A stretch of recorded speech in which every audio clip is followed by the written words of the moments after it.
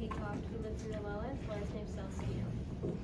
He was admired for his brightly colored feathers and his long masculine tail.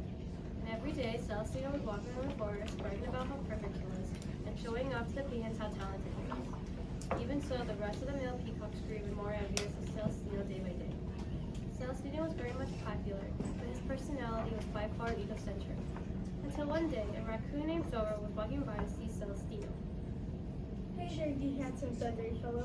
My name is Zora. What is your name, mister? Celestino was already busy looking himself in the water, and once he heard the smooth-tongued voice, he turned around quite confused. My name is Celestino, and what is a creature like you doing in my area?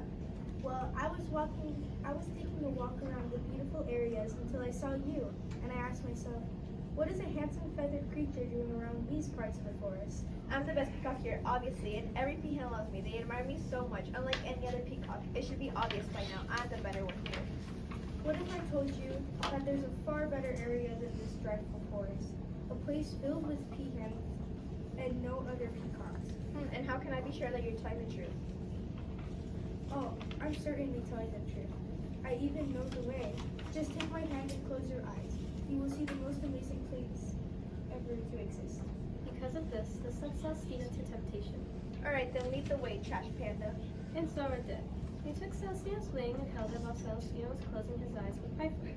Throughout the way, Celestino kept talking about himself nonstop, as Zora was getting tired of it already. And at once, they finally made it. Here we are. Now don't open your eyes until I tell you so. As Celestino was still closing his eyes, Zora ran away towards the forest while staying there. Open your eyes now. And Celestino opened his eyes wider than ever. When he opened his eyes, there were no peahens around him, nor any trees surrounding him. When he had realized he had been tricked and was led to a farm, Celestino started squealing angrily at Zora from across the land. And because of that, a farmer had heard Celestino squealing. The farmer was astonished to see a peacock on his farm and took a rope and tied Celestino and took him inside the barn full of different kind of farm animals. He stayed there for a couple days and had to deal with the smelly odor and the noise of farm animals, which irritated Celestino very much. The farm animals would shove Celestino back and forth every time they went outside, which made all his feathers twist up.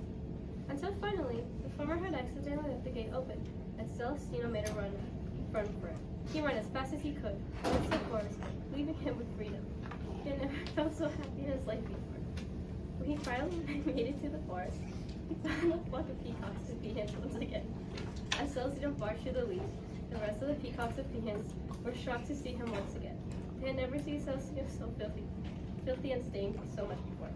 They almost couldn't recognize him at first. Celestino, thank you. It certainly is. I have returned from my smaller repulsive farm, and I was trapped there for days.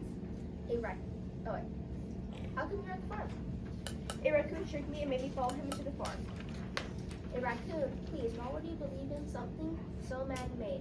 Besides, you're always so self-centered about yourself. We don't even want you back. That's not true. All you guys are all just jealous because you guys can't reach my level. The peacocks grew anger towards Celestino and decided to kick him out of the flock, leaving him stranded. Celestino was confused what he had done and stumped away with rage. He later found a little rock cave and decided to lay under it. And ever since that day, Celestino learned a lesson to always think about others rather than himself. Lesson.